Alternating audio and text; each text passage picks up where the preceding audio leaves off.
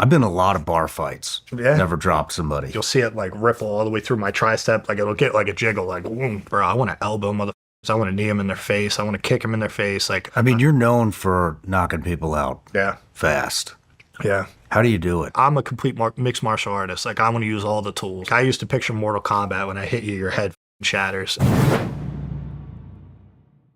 I mean, you're known for knocking people out Yeah, fast. yeah. How do you do it? I've been in a lot of bar fights. Yeah. Never dropped somebody. That's crazy. Hey, I hit. Just doesn't connect, buddy. Yeah, I think. Well, that's part of the problem. You got to connect to be able to put somebody out.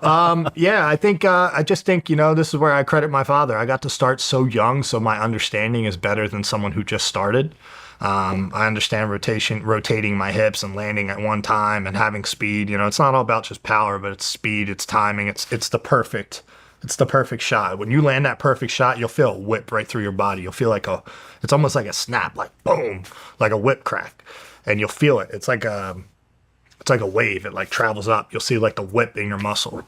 If you watch some of my fights after this and you see like some of the shots that I hit people with, you'll see it like ripple all the way through my tricep. Like it'll get like a jiggle, like boom. And it's, so I think that's part of it, and everybody at this level has knockout power and they're all good and they're all Where's dangerous. the placement? The placement? I mean, listen, temple, ear, this is probably the most dangerous one. And then if you can catch that chin, because really all a knockout is your brain bouncing off your skull and then you go unconscious. It's your body's way of protecting you. Or at least that's what I think. I'm not a fucking Doesn't seem like good protection. It's not, because then you're fucking defenseless. But yeah, so I just have a really good understanding, and I always prided myself in power. I actually never knocked anybody out. I've dropped people before that, and I've hurt people, but I never really knocked anybody out until I knocked out the first guy in my amateur fight. So I won that fight, and then I fought again, knocked that guy out, made my pro debut, knocked that guy out, fought another fight, won a decision. How did you make your pro debut? So I made my pro debut. I was 4-1 as an amateur, and I just felt held back. I was like, bro, I want to elbow motherfuckers. I want to knee them in their face. I want to kick them in their face. Like, I'm a complete mixed martial artist. Like, I want to use all the tools. I felt so held back with, like, when you're an amateur until you become an advanced amateur, you can kick the legs without shin guards, but you can't kick them in the face. If you drop somebody in the amateurs with the shin guards, you can't hit them in the face. You can only hit them in the body. I'm like, well, what the fuck's the point in dropping them? So I made sure when I hit people, I just had to fucking put them out in one shot. And it was the intention. My intention was to actually, like, I used to picture Mortal Kombat. When I hit you, your head fucking shatters. And I still had that rage. I still had that anger. So when I was hitting you, I was putting everything into every shot. And it paid off. Now it doesn't pay off because you got guys that are defensively responsible. They know how to weather the storm, and they have good game plans, and they've been there, done that against guys who everybody hits hard. So it's a little bit different now. You have to really be technical to get that shot. But I was ready to make my pro debut. At this point, I already got Sam came on board. Sam Orpisa, who's very monumental as to why my hands are as good as they are. He came on board for my 4th amateur fight against that guy that I told you was talking shit on me. His name was Adam Attia. Complete fucking loser. And yeah, so I beat him. I had Sam. Sam used to fucking make me show up at 3 a.m. just to see if I would show up. Make 5 a.m., 6 a.m. drive all the way to Philly, 40 minutes, just to see if I would show up. And I did it time and time again. And I kept asking him and begging him to coach me, and I finally got him on board, and I told him I would do whatever it takes, to be successful at this, and I'll wake up at any hour. I don't give a fuck what time it is, let's do it. And I did that. And he definitely tested that. And, I just started improving and getting better and getting better and getting better. I would say where I developed the slowest, though, was the diet. I didn't have money to really, like, eat super, super clean like I do now. But, yeah, I made my pro debut and fucking smashed the dude. I mounted him and fucking, I was just, bing. This is where I say I wouldn't stop if there wasn't a ref at that time, because I was so anger-filled. Mm-hmm. That I would, like, get off on fucking hurting people. So I remember I was sitting on top. I fucking was beating his ass for, like, I did it in the first round, but I was beating his ass, and I fucking took him down, threw him down. I already cut him with an elbow on his head, and I fucking mounted him, and I postured up and just started hitting him. And the dumbest thing he could have done was try to hit me back. And then I wound up hitting him and his eyes rolled. And I must have hit him like 8 times before the ref got me off. And he was like crucified, like out. And I just kept fucking hitting him. Like I wouldn't stop. Damn. And the ref like threw me off. And that was my pro debut. It was probably one of my favorite wins because just how violent it was. And, like you could see the anger and shit like that. And for me, it wasn't just anger towards my father and my life, but it was anger towards like, you motherfuckers don't think I'm going to make it and I'm coming. So that was my pro debut.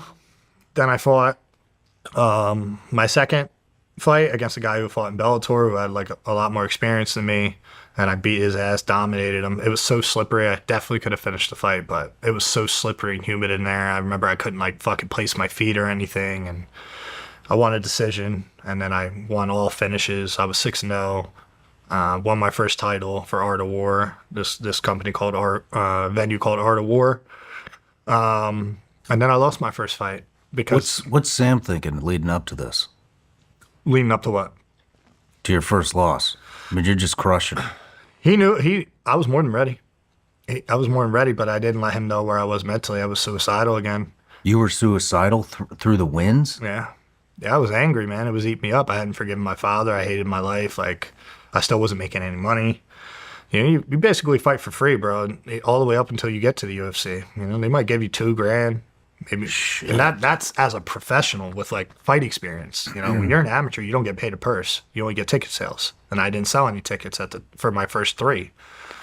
So I wound up owing money because I would spend the money I needed to fucking survive. You know, before I was living with Harmon. But then, you know, I think I made 500 my first pro fight, maybe 700, or maybe 350, something like that. I don't remember what it was, and but I started picking up some sponsorships, so it made it a little easier, you know. And Sam didn't just coach me. Sam, he was a fighter too. He fought in Bellator. He was 13-3 as a professional, very successful MMA guy. But then he had a kid, and then he had another kid, and just like fighting was not feasible if you lost. And he lost one of his last fights as an MMA fighter, and it just didn't make sense for him to do it anymore. I mean, when you say suicidal, how suicidal are you talking about?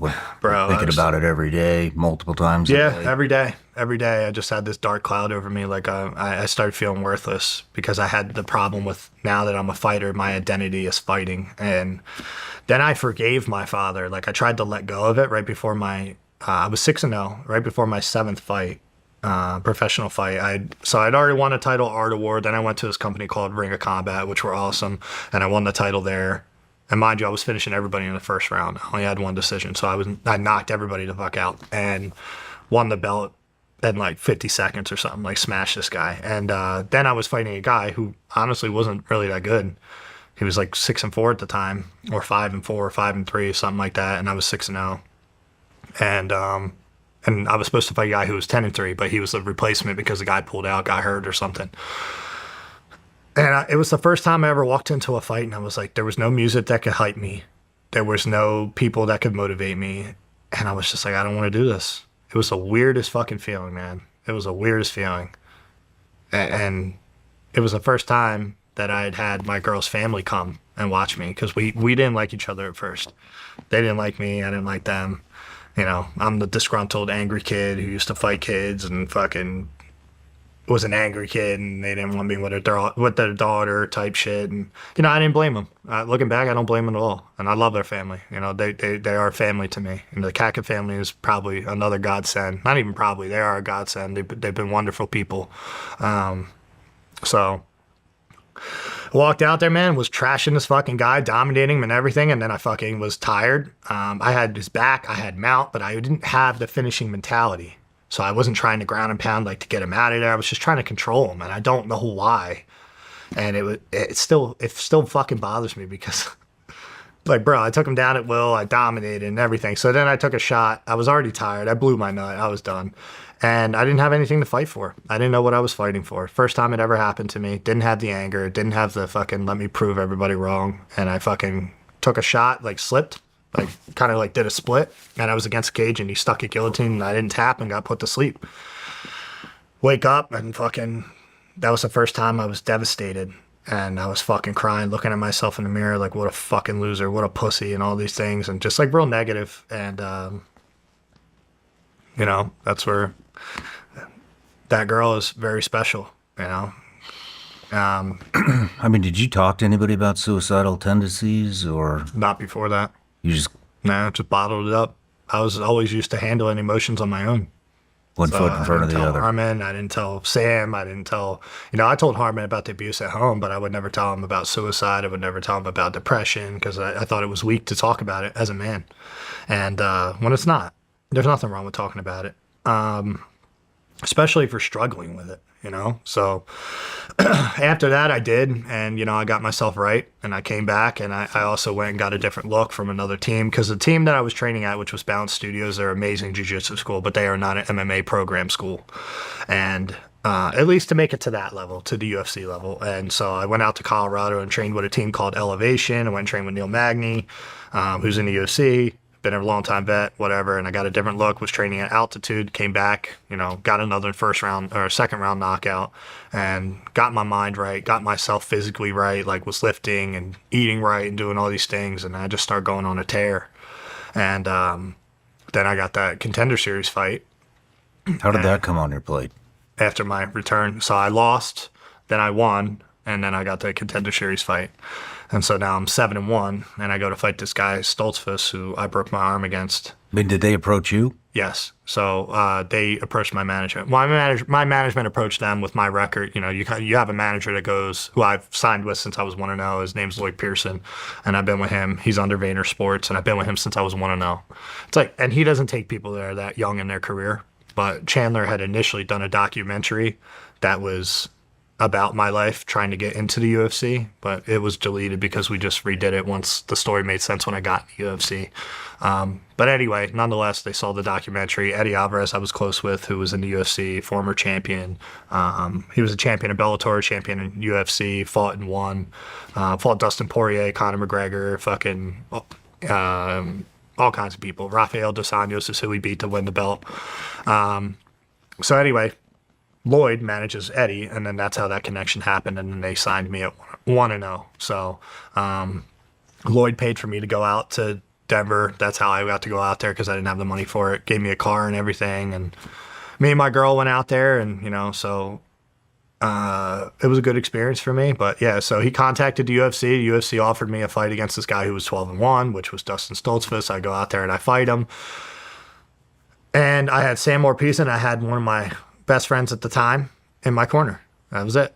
I had one real coach. I had no training partners. It was just me and him. And it was during COVID. So it was bad. It sucked. And so I go out there and I fight, and I lost. I broke my elbow, get put in an ambulance. Don't get to meet Dana White. All he posts is like, oh yeah, Joe had a dislocation, he'll be fine, because that's all we thought it was at first.